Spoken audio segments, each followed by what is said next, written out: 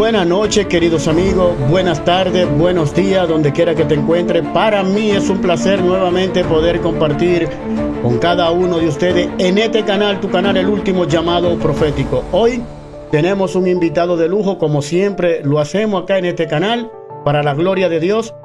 Ya ustedes lo han visto y él ya es parte de este canal. Así que en breve, para que sepan quién es en un momento.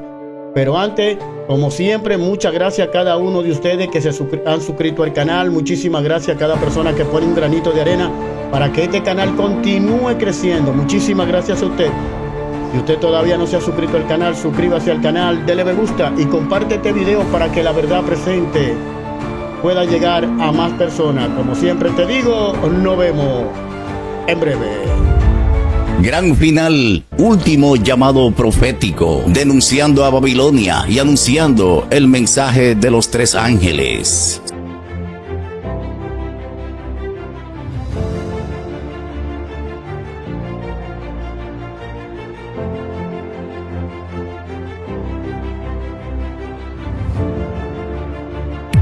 Gran final, último llamado profético.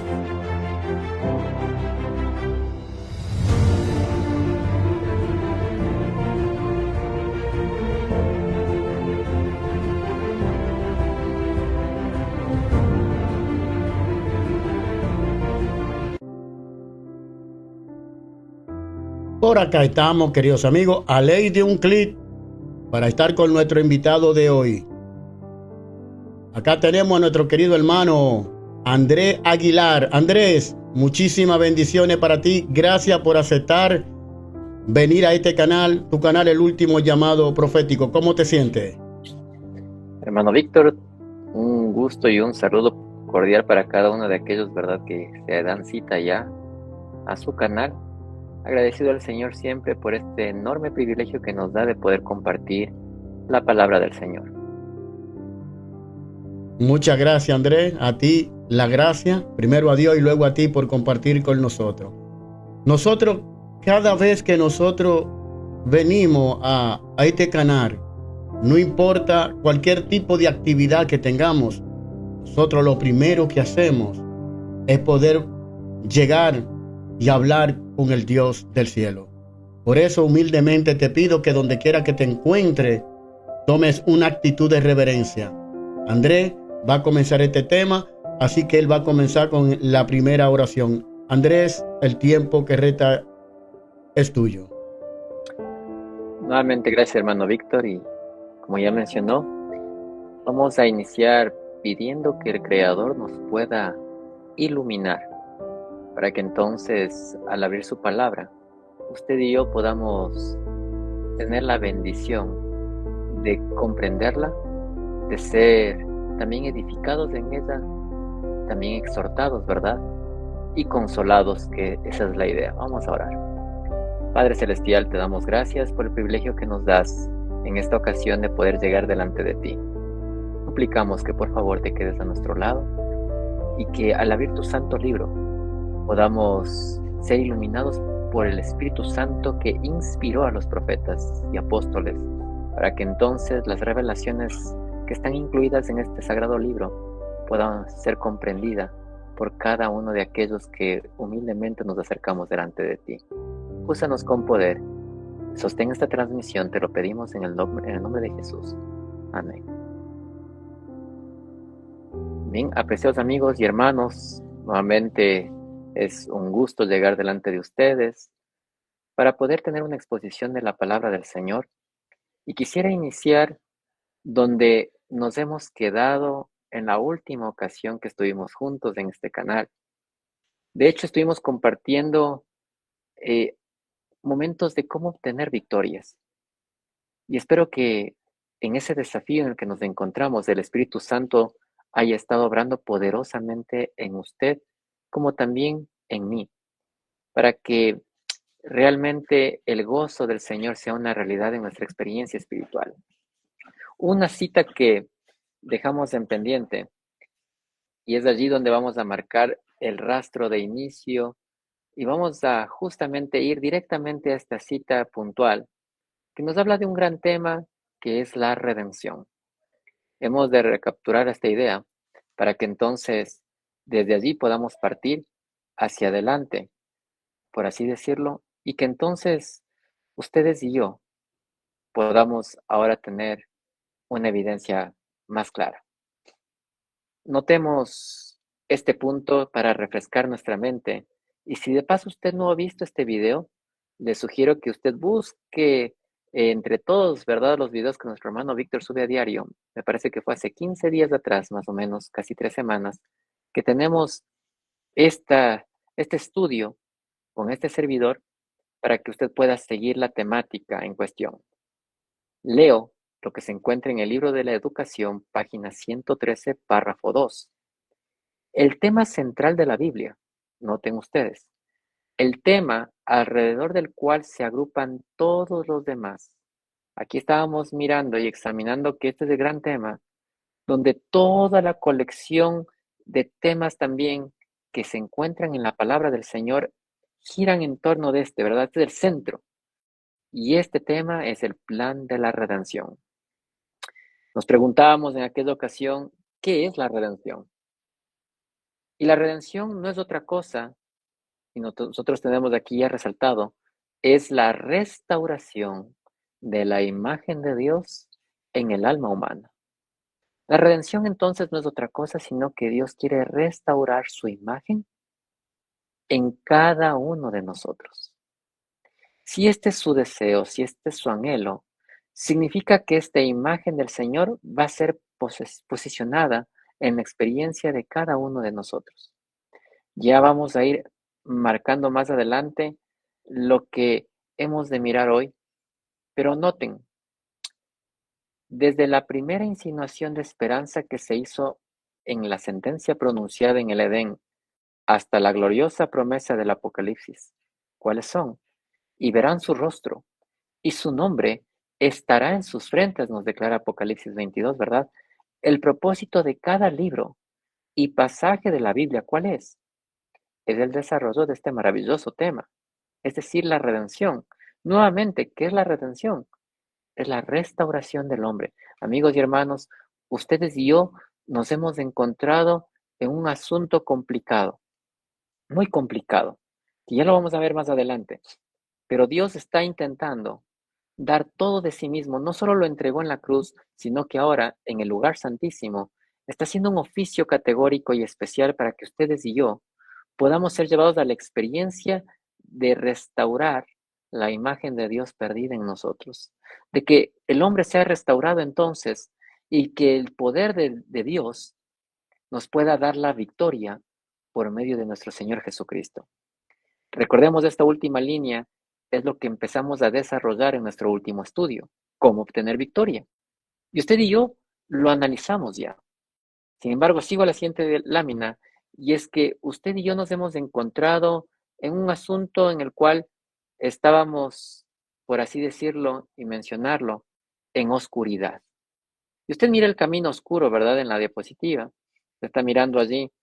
Cuando usted va transitando por la avenida, ¿verdad? Usted está en una carretera, dirigiéndose a cierto lugar viajando, y es de noche. Usted tiene que prender las luces. Y ciertamente usted y yo al prender la luz del auto donde estamos caminando, si es que vamos manejando, conduciendo, nos damos cuenta que se encuentra tanto a la izquierda como a la derecha, como al frente. Es decir, podemos mirar qué hay de frente y de esta manera usted y yo podemos avanzar. Cuando las tinieblas cubren, nos quedamos ciegos.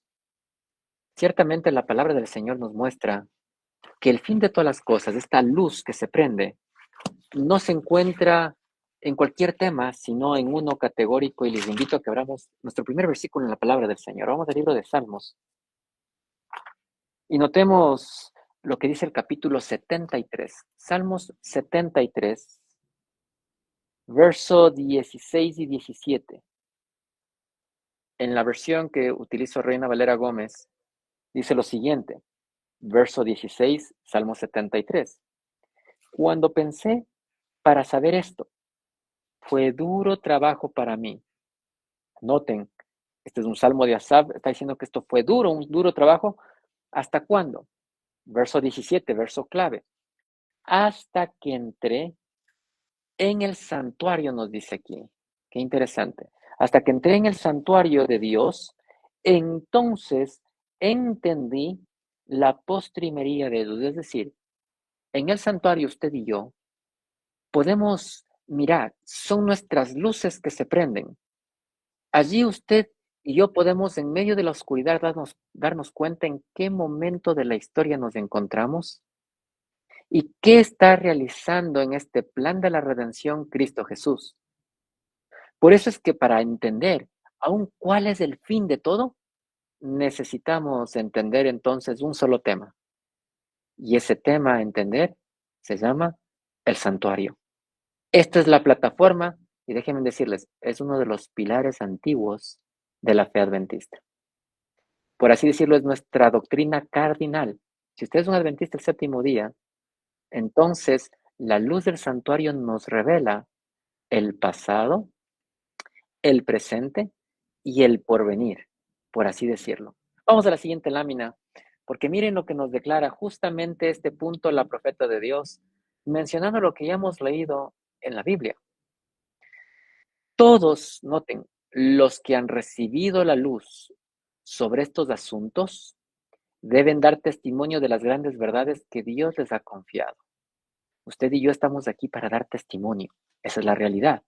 Y entonces dice, el santuario celestial, ¿qué es? Es el centro mismo de la obra de Cristo en favor de los hombres. Es decir, la obra de la redención que la está haciendo Cristo Jesús tiene un centro, es decir, de allí parte toda esta obra de salvación y esta obra parte de un lugar. Este lugar es el santuario celestial. Qué interesante. Ahora, noten lo que continúa diciendo. Concierne a toda alma que vive en la tierra. Es decir, todos los que estamos habitando este planeta Tierra, nos concierne. Deberíamos nosotros estar inteligenciándonos, estar meditando en estos puntos, ¿verdad? Buscándolos, estudiándolos en cuanto a lo que este ministerio de Jesús en el santuario involucra. De hecho, este ministerio en el santuario es otro todavía de los pilares de nuestra fe. Pero miren, ¿por qué razón? Porque esto nos revela el plan de la redención. Esperen, si el plan de la redención nos eleva, ¿verdad? Para poder adquirir la imagen de Dios, significa que entonces yo tengo que entender cómo es que la redención se realiza. Y para lograr entender cómo es que la redención se realiza, necesito entonces entender qué está haciendo Jesús en el lugar santísimo, en este momento, o qué ha venido haciendo en el santuario, por así decirlo, desde el momento en que él ha ingresado a tener oficio allí. ¿Por qué? Porque si nos revela el santuario el plan de la redención, entonces esto nos dice la cita, nos conduce, número 1, noten, al revisar esto usted y yo vamos a ser llevados a entender algo. Punto 1, el fin mismo del tiempo. Noten entonces, cuando yo entiendo el plan de la redención y este plan que está esbozado en el santuario y en el ministerio de Jesús, entonces yo puedo llegar a la comprensión de cuándo es el fin del tiempo. Noten, ese es el punto número 1. Así está redactado aquí. Y también, ¿qué nos anuncia? Punto número 2. El triunfo final de la lucha entre la justicia y el pecado. Amigos y hermanos, el que entiende el plan de la redención, entonces, va a lograr adquirir un conocimiento de dos cosas. El fin del tiempo y también el triunfo final de la lucha entre la justicia y el pecado. Ahora, ¿esto es bíblico? Es la pregunta. ¿O la profeta se está inventando algo? Hago aquí la pausa, ¿verdad? Vamos a la palabra de Dios. Libro de Eclesiastés. Notemos, capítulo 8. Leo lo que dice el verso 5. El que guarda el mandamiento no va a experimentar el mal, y el corazón del sabio es decir, el entendido, que ya sabemos en qué tema tiene que ser, ¿qué va a discernir? En mi versión dice, discierne el tiempo. Cuando hablamos del tiempo, entendemos cuándo es cuándo, qué hora es en el reloj profético. ¿Y qué más discierne? En mi versión, vuelvo a repetir, dice, discierne el juicio. Si discierne el tiempo y discierne el juicio, entonces justos son los dos puntos. Discierne el fin del mismo tiempo. Y cuando habla del juicio, entonces está discerniendo en dónde concluye esta lucha entre la justicia y el pecado. Porque el juicio es la revelación nada más de quien voluntariamente ha deseado hacer caso a la voz de Dios. ¿Para qué? Para recibir poder y tener victoria y dejar de ser esclavo del diablo. Eso es todo. Ahora, hermanos, por esa razón se nos inquiere a nosotros, se nos pone esta cuestión como un anuncio relevante y como un consejo adicional que dice que es de la mayor importancia, nos termina diciendo la cita, que todos noten, ustedes y yo tenemos un estudio pendiente. ¿Y cuál es ese? Que logremos investigar a fondo estos asuntos. ¡Qué maravilla! Y que estén siempre capacitados. ¿Para qué?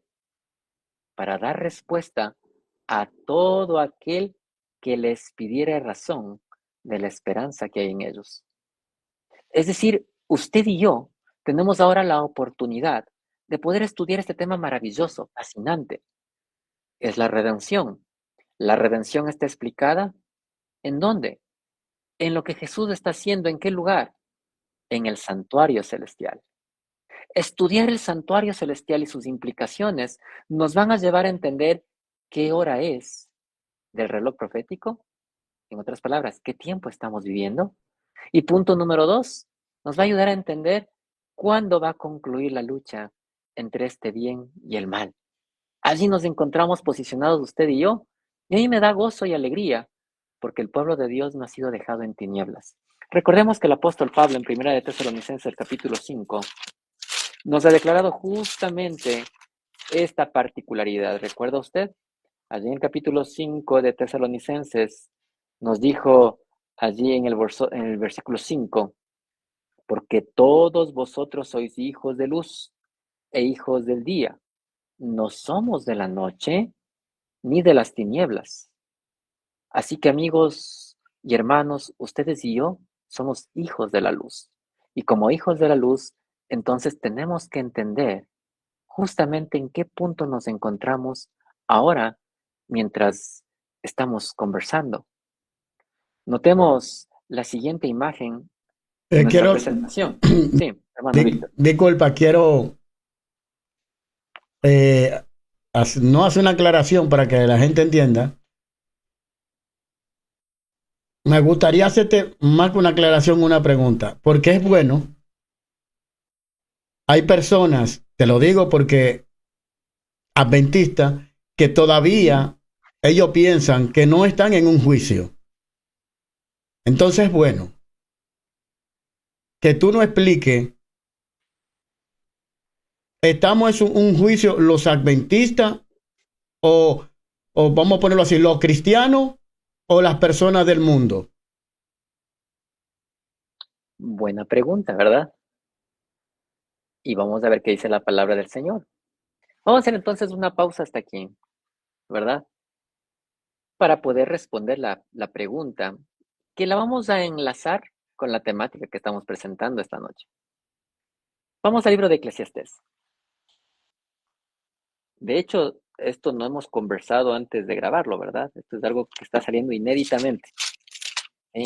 No nos hemos puesto de acuerdo con el hermano Víctor para esta pregunta, así que el Espíritu Santo es el que nos está llevando a estos cuestionamientos. Y todo cuestionamiento tiene una razón y una respuesta.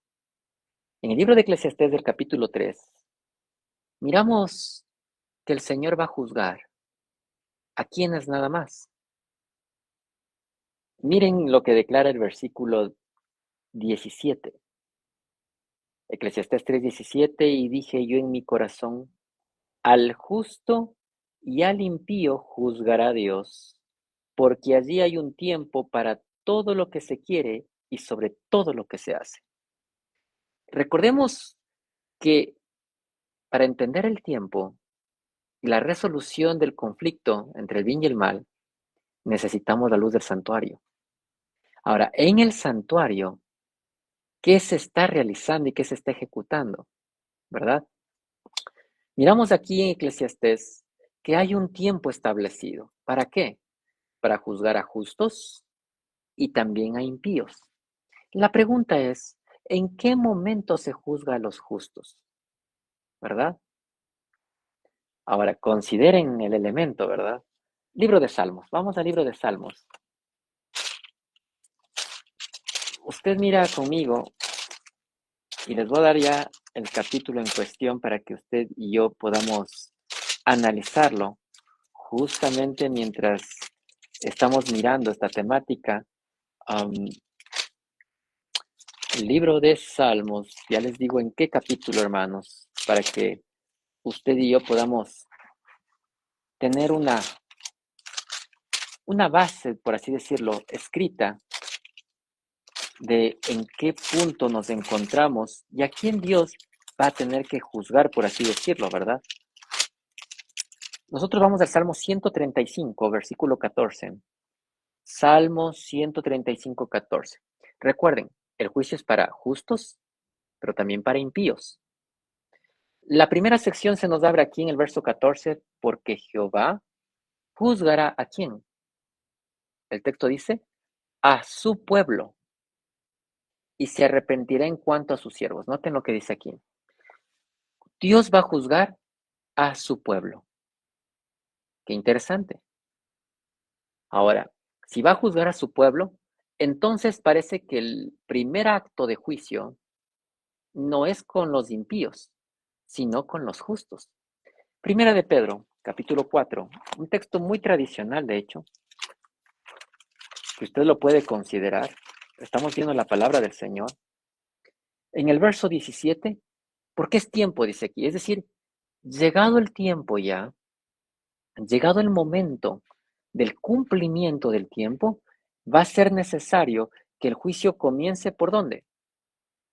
Noten, por la casa de Dios. Hago otra pausa aquí. ¿Cuál es la casa de Dios? Porque no todos son casa de Dios. Yo puedo decir, esta es casa de Dios.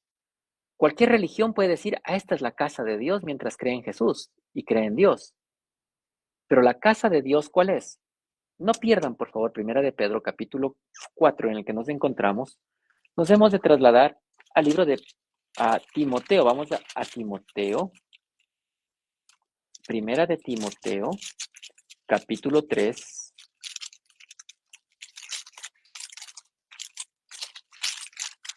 Y vamos a ver lo que nos declara el versículo 15. Primera de Timoteo, capítulo 3, verso 15. Para que si tardo, sepas cómo debes conducirte, ¿dónde? En la casa de Dios. ¿Y qué características tiene la casa de Dios?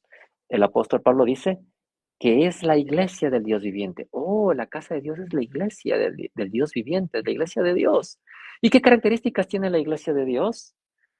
Esta tiene que ser columna y defensa, noten, o apoyo de la verdad. Es decir, esta iglesia defiende la verdad. Y usted dice, ¿y cuál es la verdad? Bueno, ¿recuerda usted Juan capítulo 17, verso 17? Santifícalos en tu verdad, tu palabra es la verdad. Es decir, que la iglesia verdadera está fundamentada en la palabra de Dios y no en nada más que eso. Segunda evidencia, ¿qué es la verdad? Usted mira en el mismo libro de Juan, el capítulo 16, versículo 13. Pero cuando venga el Espíritu de verdad, Él los guiará a toda verdad, porque no hablará de sí mismo, sino que hablará todo lo que oiga y os dará a saber las cosas que han de venir. La iglesia verdadera también cree en el Espíritu de verdad. Ojo con lo que estoy diciendo. Hoy hay muchos que han dejado de creer en el Espíritu de verdad, anulándolo y diciendo que es Cristo mismo. Ojo con lo que estoy diciendo. ¿Por qué? Porque se están levantando nuevas teorías, porque están desenterrando del polvo joyas equivocadas, tesoros equivocados, que son simple holograma que se va a hacer tierra al final. Pero ¿qué más es la verdad? Ya sabemos que la palabra de Dios es la verdad. Sabemos que el Espíritu guía a esta iglesia verdadera, porque es también el Espíritu de la verdad el que guía. Y entendemos en Juan 14:6 que Jesús dijo, yo soy el camino, la verdad y la vida. Qué interesante. Si Jesús es el camino, Él es la verdad y la vida, entonces esta iglesia cree en Jesús que nos muestra el camino. ¿El camino a dónde? Hebreos capítulo 10. Volvemos al punto aquí. Disculpen, amigos, he puesto a Andrés que nos pase la Biblia. ¿Por qué? Porque a veces cuando nosotros hablamos con la palabra de Dios, hay personas que piensan que somos nosotros que estamos hablando. Y estamos hablando bíblicamente y con libro de profecía en mano. Por eso le hice la pregunta a Andrés, porque hay personas dentro todavía de nuestra iglesia que ellos piensan que no están siendo enjuiciados. Y con Biblia en mano, y se la hice a Andrés, porque como él tiene mucha Biblia y le gusta con la Biblia, le hice la pregunta. Así que vamos a continuar con este tema muy interesante. Estamos hablando ahora por la casa de Dios y no ha paseado. Así que continúe ahí y escúchelo este tema tan interesante. Andrés. Y no, gracias, hermano Víctor, gracias, porque, bueno, las preguntas nos ayudan a poder entre nosotros cuestionarnos y eso es muy bueno. Recordemos que ya lo leímos en la cita al final, que todo aquel que demanda la esperanza que tenemos, nosotros tenemos que estar capacitados para dar respuesta. Y nuestra respuesta está en la Biblia, ¿verdad? La palabra del Señor. Somos el pueblo de la Biblia. Por lo tanto, estamos respondiendo con la Biblia. Miren el libro de Hebreos. Jesús es el camino. ¿El camino a dónde? Miren, para yo anular el hecho de que estamos siendo juzgados o que el pueblo de Dios va a ser primeramente juzgado, entonces es algo que me está sucediendo y es que entonces no estoy entendiendo el santuario. ¿Por qué? Jesús es el camino. Miren, Él es la verdad, Él es el camino, Él es la vida, ¿verdad? Eso es lo que leímos en Juan 14:6. Pero el camino a dónde era la pregunta. Hebreos capítulo 10, notemos versículo 19. Así que hermanos, teniendo libertad para entrar en el lugar santísimo, dice mi versión, por la sangre de Jesús. Es decir, para entrar al lugar más santo de los santos, al santuario en otras palabras. Jesús es el camino que nos ha llevado hasta donde Él se encuentra, al santuario. Por eso necesitamos comprender esta verdad y esta verdad que tiene el pueblo es una verdad que nos apunta al santuario celestial. Continúa, porque este es el camino nuevo. Leo el verso 20 de Hebreos 10. Nuevo y vivo que Él nos consagró a través del velo. Esto es por su carne. Y entonces, y teniendo un gran sumo sacerdote sobre la casa de Dios, acerquémonos con corazón sincero, en plena certidumbre de fe, purificados los corazones de mala conciencia y lavados los cuerpos con agua pura. Es decir, usted y yo podemos acercarnos donde Él se encuentra siendo el sumo sacerdote. ¿Dónde se encuentra Él como sumo sacerdote? Hebreos capítulo 8, versículo 1 y 2 nos da cuenta y dice, así que la suma de lo que venimos diciendo es que tenemos tal sumo sacerdote, el cual se ha sentado a la diestra del trono de la majestad en los cielos. Ministro, noten, Él es el ministro ¿de qué? Del santuario y del verdadero tabernáculo que el Señor levantó y no el hombre. Qué interesante. Hasta aquí estamos mirando entonces que nos lleva al punto de entrar al santuario. Un santuario que no es terrenal. Parece que hay un santuario que es terrenal. No lo digo yo, lo está diciendo la palabra del Señor y no podemos anular este criterio. Por lo tanto, ¿qué existe dentro de este santuario? En el capítulo 9 de Hebreos, usted y yo miramos los siguientes puntos que son la verdad, porque la iglesia, que es la casa de Dios, la iglesia que tiene la verdad, no solo que sabe la palabra de Dios, no solo que tiene el Espíritu Santo como parte de aquel que le ilumina en el conocimiento de la palabra y le guía a entender la palabra, sino que le muestra quién es Jesús. Y entonces estos que militan en esta iglesia son amigos de Jesús, y para ser amigos de Jesús han entrado hasta el santuario. Y en el santuario se encuentran que tras el segundo velo, en el versículo 3 de Hebreos 9, tras el segundo velo estaba la parte del tabernáculo que es llamado el lugar santísimo, el cual tenía el incensario de oro y el arca del pacto, cubierta de todas las partes alrededor de oro, y que estaba una urna de oro que contenía el maná, la vara de Aarón que reverdeció y las tablas del pacto. Noten, no voy a explicar estos tres, solamente estamos mirando que dentro del arca, en el lugar santísimo, a donde nos lleva la parte central del santuario, encontramos la ley de Dios. Pregunto, ¿la ley de Dios es la verdad? Vamos a Salmos, capítulo 119. Salmos 119. Usted está conmigo aquí, estamos revisándolo todo. Nosotros miramos allí en el versículo 172, hablará mi lengua tus palabras, porque todos tus mandamientos son justicia y verdad, dice unas versiones. En otras dice, todos tus mandamientos son justicia. Salmo 119, 142, tu justicia es justicia eterna y tu ley es la verdad. Noten, el pueblo de Dios, resumiendo, la casa de Dios, que va a ser juzgada primero, ¿qué tiene?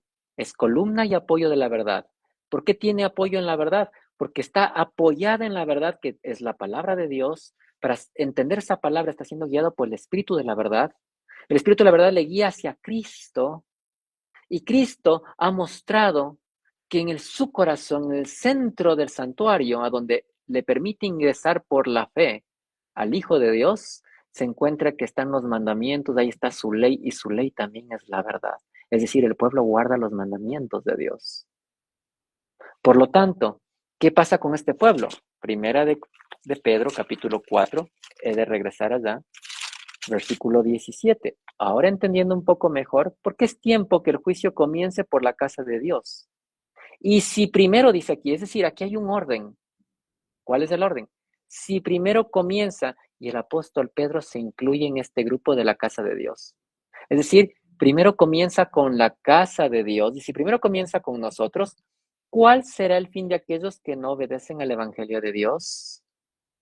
Noten entonces, el orden es, Dios va a juzgar, según leímos en Eclesiastés 3, a los justos y a los impíos. Primero se juzga a su pueblo. ¿Quién es su pueblo? Su casa. ¿Quién es su casa? Los que tienen la verdad. ¿Quiénes tienen la verdad? Ya hemos visto. Ellos entran primero a juicio, llegado el tiempo. Y ahora, ¿qué pasa con el resto de gente entonces? ¿Cuándo son juzgados? En el libro de Apocalipsis, capítulo 20, usted encuentra entonces la siguiente sección del juicio. En el verso 4 dice, y vi tronos, y a los que se sentaron sobre ellos les fue dado juicio. ¿Cómo? Les es dado juicio. ¿Por qué? Oh, amigos y hermanos, porque la siguiente sección nos declara que durante algo llamado el milenio, es decir, en el último día de la historia de la redención, por así mencionarlo, ocurre algo llamado el día del juicio. ¿Cómo? Sí, no pierdan Apocalipsis. Voy al libro de Segunda de Pedro, capítulo 2. Segunda de Pedro, capítulo 2. Usted y yo miramos aquí, en el versículo 4, que este día del juicio, Dios los separó desde la eternidad pasada, cuando entró el pecado. ¿A quiénes? A Satanás y a sus ángeles. Por eso en el verso 4 dice de 2 de Pedro 2, porque si Dios no perdonó a los ángeles que pecaron, sino que los arrojó al Hades y los entregó a prisiones de oscuridad para ser reservados, ¿para qué? Para el juicio. ¿Cómo? Están siendo reservados para el día del juicio.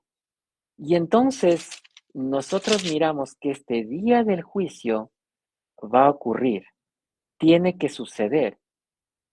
Por eso es que en el día del juicio, segunda de Pedro capítulo 3, versículo 7, nos cuenta, pero los cielos que son ahora y la tierra son reservados por la misma palabra, guardados para el fuego, ¿cuándo? En el día del juicio. ¿Cómo? Y de la perdición de ¿quiénes? de los hombres impíos. Aquí está la segunda sección. Los impíos no entran sino en juicio hasta que se sienten aquellos que están ahora poniéndose los tronos. Apocalipsis 24, vuelvo allá. Apocalipsis 24, entonces estamos mirando aquí que aquellos que se sientan sobre estos tronos se sientan porque van a juzgar. Ha llegado el día del juicio. Tremendo. Y Entonces, entonces, Andrés, disculpa, mi hermano, entonces todavía continuamos en el santuario esto es interesante, ¿verdad? para que la gente no pierda la visión. Se fueron al juicio y estaban hablando del santuario. Yo le hice la pregunta a Andrés porque él me está hablando del santuario y en el santuario ahora mismo es donde se está llevando el juicio. Así es, Andrés. Y así es, y mire, qué buena situación. Hago otra pausa entonces aquí. ¿Por qué? Vamos a ponerle la lupa a todo lo que estamos analizando. ¿Desde qué punto geográfico está saliendo el juicio? ¿Verdad? Recordemos, usted y yo recordemos, por favor. Usted tiene el santuario terrenal, ¿verdad? Póngame por favor la siguiente lámina, hermano, porque vamos a hacer uso de esta ahorita, ¿verdad? Miren, usted mira aquí en la lámina que el sumo sacerdote tiene una ropa especial. ¿Cuál es la ropa? Tiene algo llamado el efod. Y en este efod tiene algo en su pecho. En su pecho está el pectoral y en el pectoral tiene unas piedrecitas de diferentes colores, de diferentes matices, diferente tipo de piedras. ¿Y qué están dentro de esas piedras en su pecho? Amigos y hermanos, esto lleva puesto porque ha entrado a oficiar en el santuario el sumo sacerdote. Voy al libro de Éxodo, por favor, para que no se pierda de mí y que no pierda el contexto de lo que estamos mencionando, porque esto tiene que ver con el juicio. ¿Por qué? Ya lo vamos a mirar juntos. En el libro de Éxodo, capítulo 28, me parece que es, capítulo 28 de Éxodo, noten, leo lo que declara allí y lo leo en el capítulo 28 que estamos mirando, ¿ok? Libro de Éxodo, leo a partir del versículo 6. Y harán el efod de oro y azul y púrpura y carmesí y lino torcido de obra de arte. Tendrá 2 hombreras que se junten a sus 2 lados y se juntará. Y el artificio de su cinto que está sobre él será de su misma obra, de lo mismo que de oro, azul y púrpura y carmesí y lino torcido. Y tomarás 2 piedras de ónice y grabarás en ellas, ¿qué cosa? Noten que está grabado. Está grabado los nombres de los hijos de Israel, 6 de sus nombres en una piedra y otros 6 nombres en la otra piedra conforme al nacimiento de ellos. Quiero que noten las expresiones, por favor. Y continúa. De obra de escultor en piedra a modo de grabaduras de sello, noten grabaduras de sello, harás grabar aquellas 2 piedras con los nombres de los hijos de Israel, les harás alrededor engastes de oro. Estamos mirando hasta aquí. Y pondrás estas 2 piedras sobre los hombros del efod para piedras de memoria. Noten la expresión que utiliza. Piedras de memoria. Son 2 piedras de memoria de los hijos de Israel y Aarón llevarán los nombres de ellos delante de Jehová en sus 2 hombres por memoria. Hago una pausa. En el cielo, para el juicio, se tiene que llevar en la memoria a quiénes. A los hijos del pueblo de Dios. Este es un símbolo. ¿Quiénes son aquellos sobre los cuales las memorias se están escribiendo? O los registros de memoria. No pierdan, por favor, libro de Éxodo. De paso, y les voy a quedar debiendo el tema de la redención, pero es parte de la redención, ¿verdad? Nos hemos lanzado al juicio, pero es parte del santuario. Si entendemos bien el santuario, entendemos todo, amigo y hermano. Así que, Disculpa, Andrés, sí, por favor. Ajá. yo hice esto y te hice la pregunta porque nosotros debemos entender primero el santuario. Si no entendemos que que nosotros estamos en un juicio, no vamos a entender bien el tema que tú estás dando, que es muy bueno, de la redención. Por eso hago la pregunta, que primero nosotros tenemos que entender que hay un juicio y luego, porque eso fue lo que pasó primero, y quiero que entendamos esto. Esto fue lo que pasó primero en el jardín del Edén. Antes de, de poner la enemistad, Dios vino y buscó al hombre, vino y hizo un juicio. No sé si está conmigo. Y, y luego le ofreció, mató el cordero en la historia para la historia, para la redención del ser humano. Y fue lo que pasó terrenalmente, que el Señor mandó la promesa y ahora está oficiando en el cielo. No sé si está de acuerdo con lo que con lo que estoy diciendo, o, o tú lo puedes arreglar un poco más para que los amigos televidentes puedan entender. Gracias, hermano Víctor. Sí, miren que nos hemos metido al asunto del juicio investigador. Ahora, en esta investigación, para poder lograr entender, necesitamos entrar al santuario para entender cuál es el fin o la postrimería de todos, ¿verdad? De lo contrario, no puedo entender qué está pasando y no puedo entender qué significa estar en juicio, en otras palabras. Jesús, a lo largo de la historia, y digo Jesús porque el Jehová de la Escritura no es otro sino Jesús. En realidad, el Padre aparece muy pocas veces y por eso hablo de Jesús, del Jehová de la Escritura, que aparece en diferentes ocasiones y prácticamente casi en todas, es Cristo, ¿verdad? Ahora, ¿qué es lo que estamos mirando? Que Él puso en el santuario una parte como símbolo para que se pueda entender la realidad del oficio que se realiza en ese lugar celestial. Eh, Noten conmigo, estábamos en el libro de Éxodo, el capítulo 28. He de trasladarme nuevamente a Hebreos 8, porque lo que dije es lo que la palabra del Señor menciona. Sí, Yo sé que te interrumpo, pero es que tú me haces preguntarte.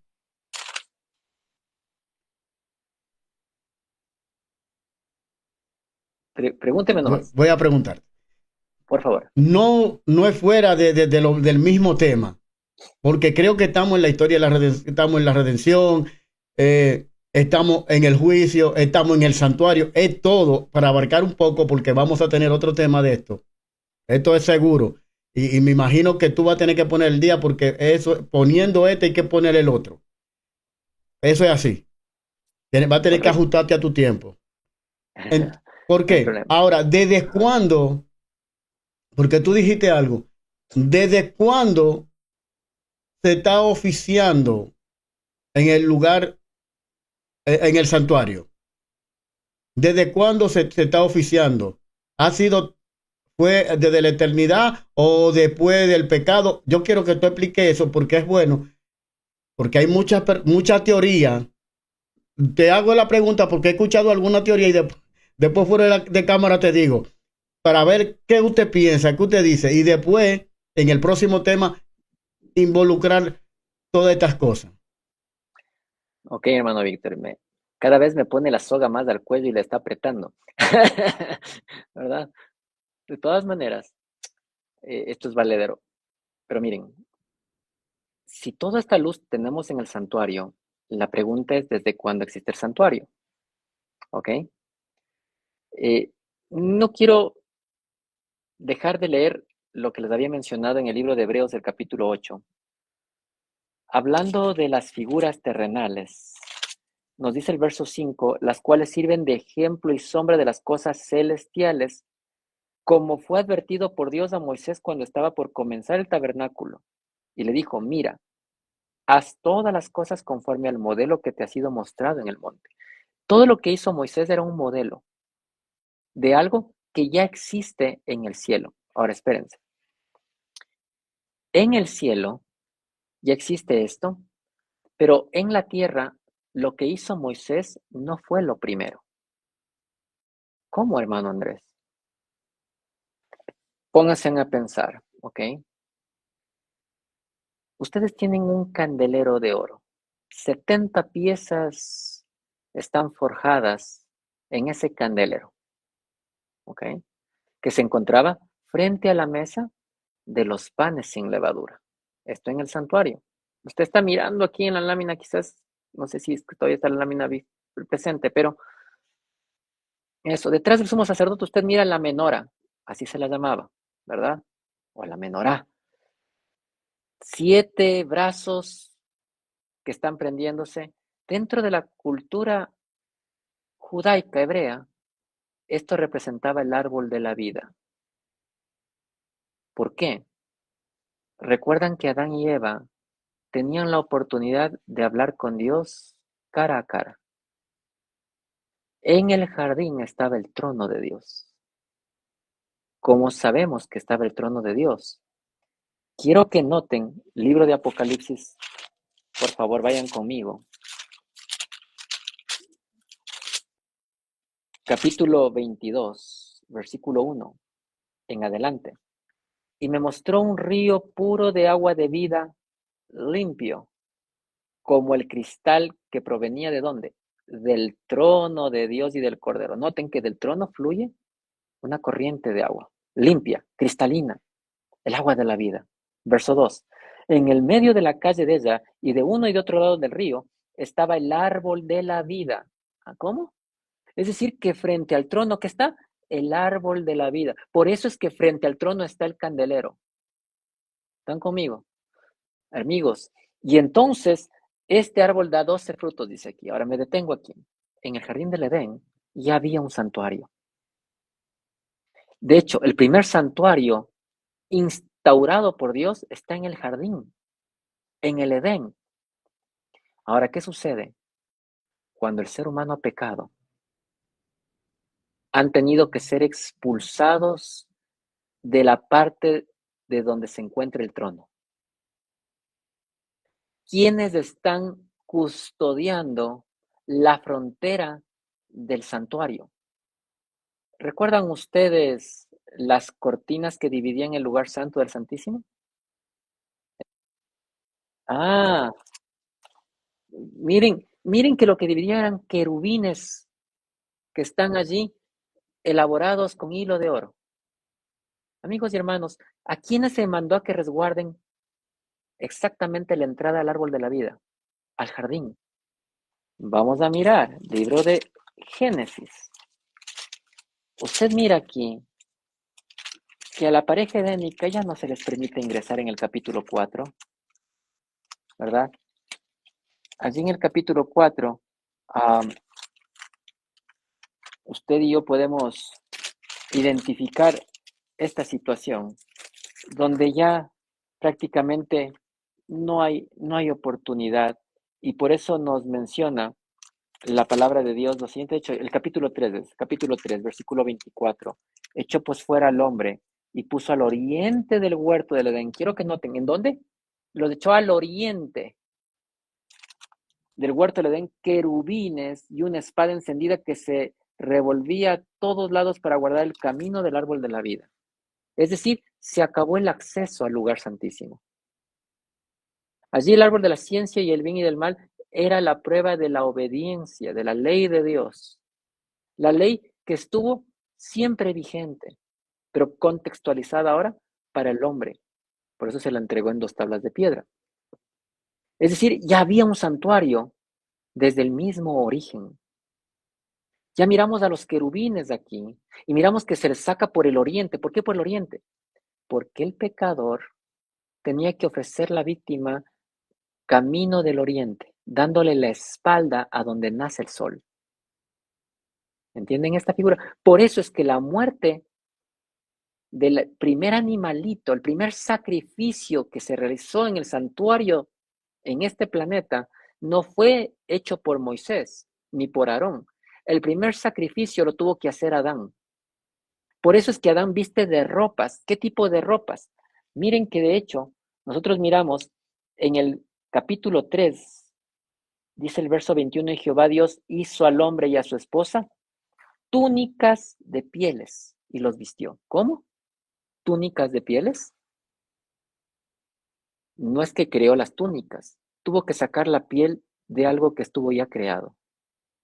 Y para sacar la piel de algo que ya estaba creado, tuvo que haber muerte. Alguien murió en lugar del pecador. ¿Y quién murió en lugar del pecador? El Cordero. Un Cordero tuvo que haber puesto la vida para que ahora ellos vistan de estas vestiduras. Amigos y hermanos, por eso es que el sacrificio no podía hacerse casa adentro, sino en el patio. Y nosotros a partir de esto seguimos en el patio. Por lo tanto, ¿qué sucede? Ha existido una investigación en el Edén. Se ha dado a la pareja culpable. ¿Qué merecen? La muerte. Pero la dádiva de Dios ofrece vida eterna en Cristo Jesús. Él es el Cordero. Y si por fe ahora, mirando al Cordero físico, que representaba al Cordero inmolado, que fue prefigurado desde la fundación del mundo, nos cuenta el apóstol Pedro, entonces ahora ellos estaban vislumbrando la salvación que puede darse en Cristo para que entonces sus pecados no solo puedan ser perdonados, sino que puedan ser lavados en la sangre del Cordero. Y por eso es que Jesús les dijo, miren, de hecho Dios en el capítulo 2 de Génesis les da una sentencia, juicio. ¿Cuál es el juicio en el versículo 17? Mas del árbol de la ciencia del bien y del mal no comerás, porque el día que de él comieres, ciertamente morirás. Ahora pregunto, ¿cuándo iba a morir Adán? Dice, en el día que de él comieres. Cuando habla del día, yo pregunto, ¿murió en ese día Adán? Usted dice no, ¿verdad? ¿Por qué?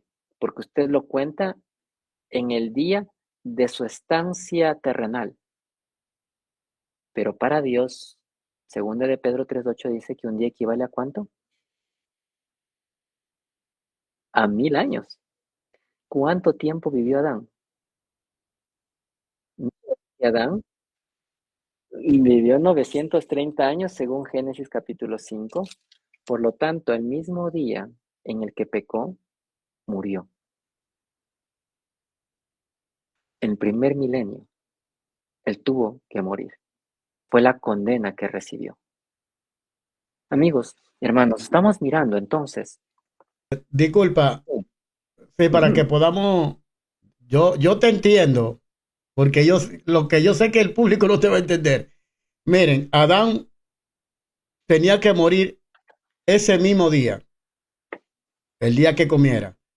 Pero al Dios o Jesús tomar el lugar de Adán, es lo que está diciendo Andrés, esos años de vida que le corrieron, al mismo tiempo ese día murió él como hombre, como ser humano.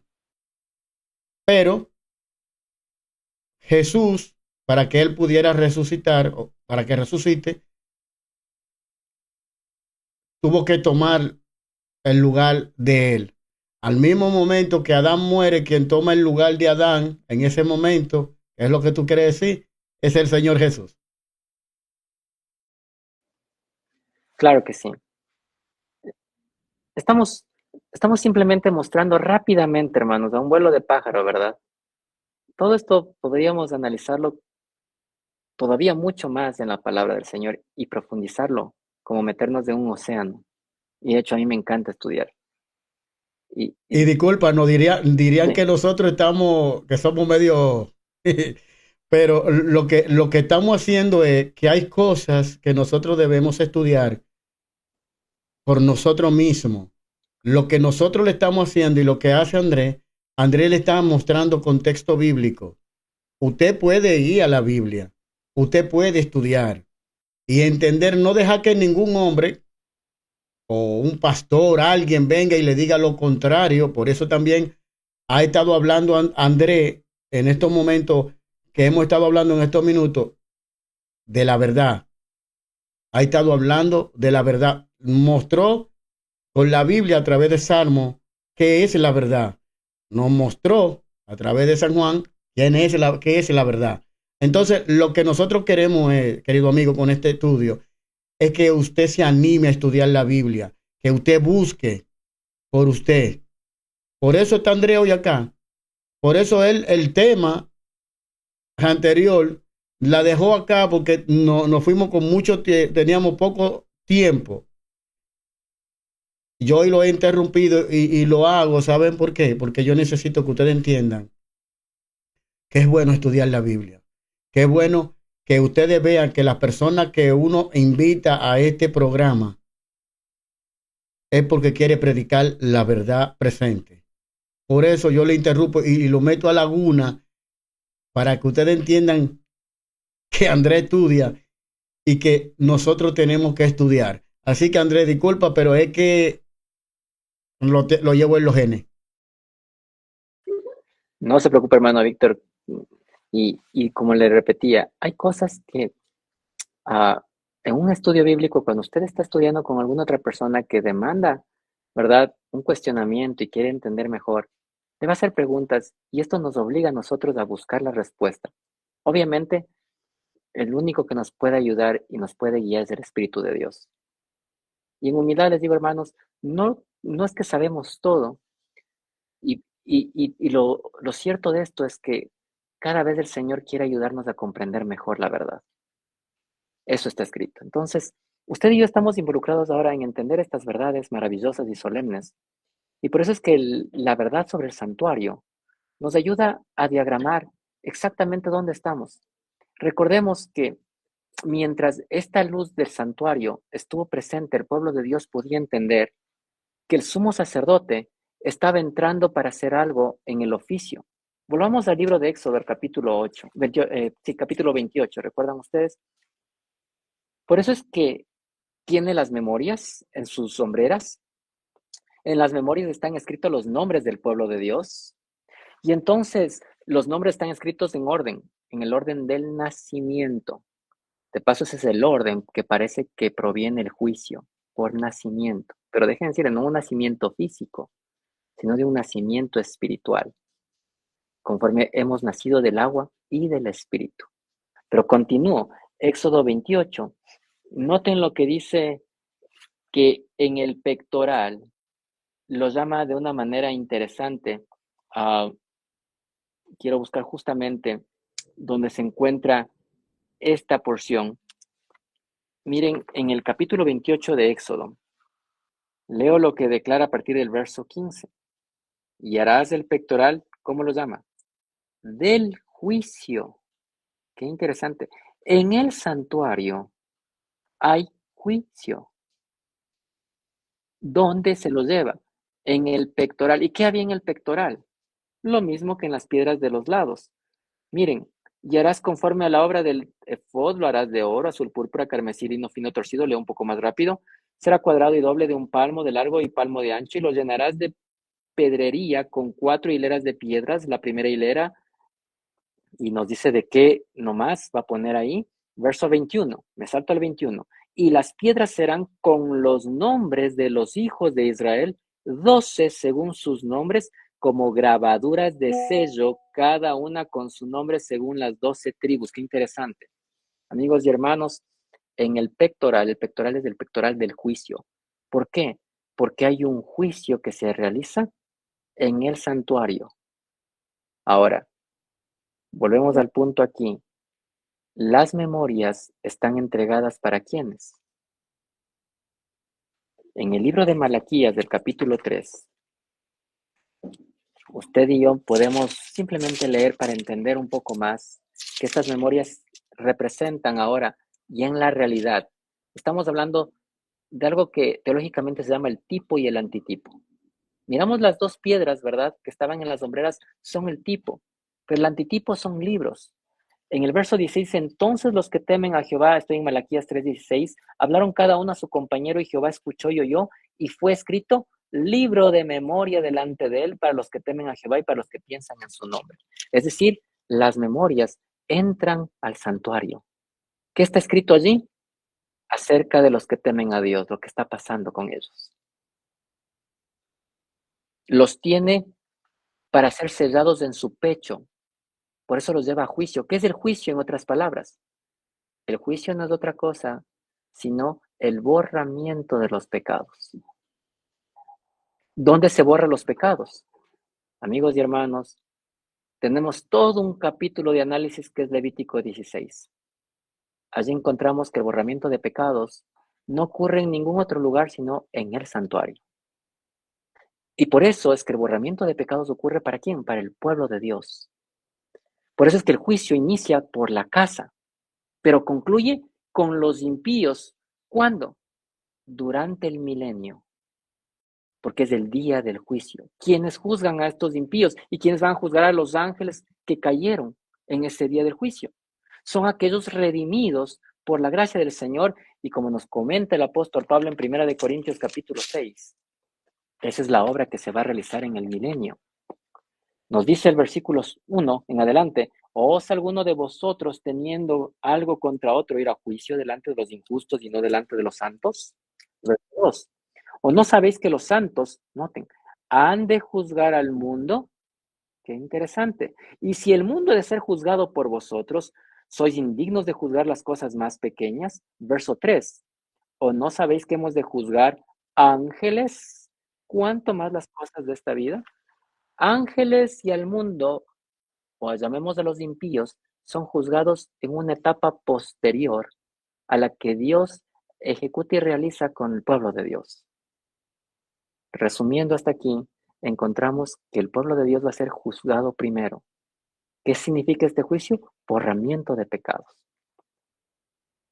Y entonces, al ser borrados los pecados del pueblo, ahora entonces Jesús puede inaugurar, ¿verdad?, el día del juicio donde Satanás va a ser condenado finalmente a su destino final, a su ejecución, por así decirlo, ese juicio ejecutivo, ¿verdad?, punitivo, demostrativo de que has llegado al final y quienes van a ser destruidos al final del día, al final del juicio. En otras palabras, Apocalipsis 20 nos declara que todos nuestros enemigos llegan al final, a ese final triste, doloroso, tristemente, vuelvo a repetir, pero nos comenta allí en el verso 10 que el diablo que los engañaba fue lanzado en el lago de fuego y azufre donde está la bestia, el falso profeta, y serán, dice aquí, atormentados día y noche por siempre jamás. Leo el versículo 14, y la muerte y el Hades fueron lanzados también en el lago de fuego. Esta es la segunda muerte, y el que no fue hallado escrito en el libro de la vida fue lanzado en el lago de fuego.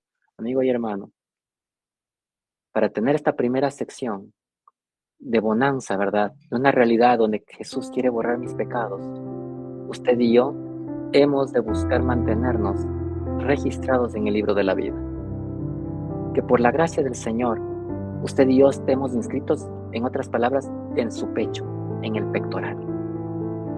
Que allí su nombre repose como una piedra preciosa. Y que entonces usted y yo podamos ser parte de este grupo maravilloso que se encuentra ubicado ¿dónde? Miren que los ciudadanos del final de la historia, que han sido rescatados, aquellos que han sido sellados incluso en la frente, este grupo aún especial de Dios, se encuentran formados haciendo un cuadrado perfecto. ¿En dónde? Apocalipsis 14:1 nos declaran: entonces vi al Cordero. ¿Dónde estaba ubicado? Sobre el monte de Sión, y junto a él, ¿a quiénes? A los 144,000 sellados. ¿Dónde se encuentra? En el monte de Sión. ¿Sión terrenal? No, Sión celestial. ¿Por qué? El libro de Salmos, capítulo 48. Porque el santuario está. Dios ha llevado hasta el santuario, en otras palabras. No ha concluido la experiencia del santuario. Amigos y hermanos, esto es algo maravilloso. ¿Por qué? Porque todo nos lleva hasta el santuario. Capítulo 48, 1 y 2, nos dice el Salmo 48, 1 y 2: grande es Jehová y digno de ser en gran manera alabado en la ciudad de nuestro Dios, en su monte santo. Hermosa provincia, el gozo de toda la tierra es del monte de Sión. ¿Qué hay en el monte de Sión? Se encuentra a los lados del norte la ciudad del gran rey. Y a los lados del norte está el trono de Dios, donde está el rey, donde el diablo quiso, o donde Satanás o Luzbel quiso, ¿verdad?, entrar y poseer este trono. Por lo tanto, amigos, encontramos entonces aquí una realidad. La realidad que el Señor quiere en usted y en mí. Estamos justamente en este momento. ¿Usted es un hijo de Dios? ¿Usted defiende la verdad? Si es así, entonces el Señor quiere borrar sus pecados.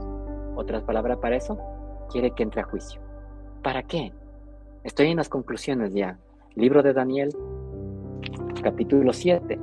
La profecía no es para tenerle miedo. La profecía es para animarnos. ¿Animarnos a qué? Animarnos con gozo de lo que está por venir. ¿Y qué está por venir? La redención, ¿verdad?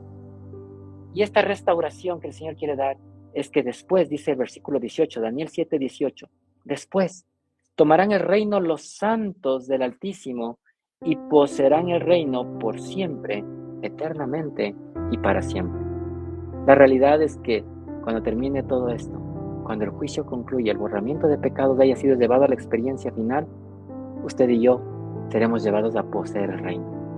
¿Qué va a pasar con todos los que están ahora maniobrando, con estas élites que están controlando el planeta y que nos quieren llevar al conflicto final? Daniel, capítulo 7, nos dice el verso 26, pero se sentará el juez y le quitarán su dominio. Noten, el dominio le van a quitar a estos poderes de la tierra. Los van a dejar a un lado para que sea destruido y arruinado hasta el extremo, y que entonces ahora el reino, el dominio y la majestad de los reinos debajo de todo el cielo sea entregado ¿a quién? Al pueblo de Dios, al pueblo que está siendo juzgado, al pueblo que está siendo borrado sus pecados. Noten, y entonces dice, dado al pueblo de los santos del Altísimo, cuyo reino es reino eterno, y todos los dominios le servirán y obedecerán. Yo me gozo porque anhelo que llegue ese día. Ese día, amigos, donde entonces los súbditos del reino seremos ratificados en él. Ese día del juicio es un día que no tenemos que tenerle miedo, porque el amor echa fuera el temor. El amor nos prepara para el día del juicio. Ese día se acerca. Ese día está tan delante de nosotros. Pronto usted y yo hemos de ser simplemente confirmados como pueblo de Dios. Tu pecado y el mío tiene que ser anulado en el santuario. Pero ¿cómo se realiza esta experiencia? ¿Cómo es que el Señor lo va a realizar? ¿Cuándo lo va a hacer? ¿En qué momento sabemos que tu nombre y el mío está justamente en la lista de espera, ya siendo llamado, ¿verdad? Diciendo te tocó, y que ahora es la oportunidad del borramiento de pecados? ¿Podríamos saber cuándo es cuándo? Si usted quiere saber, necesitamos entrar al santuario. Pero eso será el tema de otra ocasión y otra oportunidad que el hermano Víctor puede invitar a este servidor. Pero hasta aquí gocémonos y alegrémonos. Que el Señor te pueda bendecir, que el Señor te pueda guiar, que no tengas miedo a estas temáticas. Recuerda, Jesús es tu amigo, quiere ser tu amigo. ¿Qué nos toca a nosotros? Entregarle nuestra voluntad, servirle de corazón. Y Él va a hacer por nosotros lo que nosotros no podemos hacer por nosotros mismos. Esto es justificación por la fe. De fe en fe el hombre de Dios va a ser perfeccionado hasta que llegue aquel día en el cual el borramiento de pecados, si estamos vivos para mirarlo, entonces será una realidad, y el Señor no solo que nos va a mirar en otra situación, sino que vamos a poder permanecer incólumes, sellados, sin intercesor, para darle la gloria, la honra y el honor que Él se merece. Que el Señor te bendiga. Muchas gracias, Andrés. Que Dios te pueda seguir bendiciendo. De fuera de cámara voy a comprometer a Andrés. Así que, querido amigo, lo voy a comprometer. Y claro que lo vamos a seguir teniendo, Andrés, acá en este canal, tu canal, el último llamado profético. Nuevamente, muchísimas gracias a cada persona que siempre están ahí poniendo un granito de arena. Muchísimas gracias a cada persona. Aquellas personas que todavía no se han suscrito al canal, nuevamente te digo, suscríbete al canal para que la verdad presente pueda llegar a más personas. Vayan al canal de Andrés. Andrés, tu canal, para que la gente, a mí me gusta que al que yo invito siempre le digo, di tú tu canal, tú sabes que yo soy así. El canal de Andrés, vayan, suscríbanse al canal de Andrés, miren los temas que Andrés está subiendo que son muy buenos. Así que les invito para que vayan al canal de Andrés. Andrés, de su canal, así las personas van y entran allá. Usted puede visitarnos en el canal Perseverando hasta el Fin. Su hermano en Cristo, Andrés de Aguilar, está allí. Y hermano Víctor, por favor, terminemos con una oración que usted nos pueda dirigir al trono de la gracia, ¿verdad? Para entrar al santuario donde está Jesús oficiando. Vamos a orar. Amado Dios y Padre, gracias. Gracias por este tema. Pedimos, Señor, que los que escuchen este tema puedan comprender, Señor, y que podamos prepararnos, porque estamos en un juicio y necesitamos prepararnos ahora, Señor. Bendice a Andrés, su ministerio, su familia. También te pido por mi familia, por este ministerio que estamos llevando, Señor. Bendice a cada persona que se han suscrito al canal, aquellos que se van a suscribir, bendícelo desde ahora. Muchísimas gracias. Te lo rogamos y lo pedimos, Señor, en el dulce nombre de nuestro Dios y Salvador, el Señor Jesucristo. Amén. Amén. Amén. Amén. Muchísimas gracias, Andrés. Un abrazo para ti, para tu familia. Y como siempre te digo, querido amigo, hasta una nueva entrega. Chao. Gran final, último llamado profético, denunciando a Babilonia y anunciando el mensaje de los tres ángeles.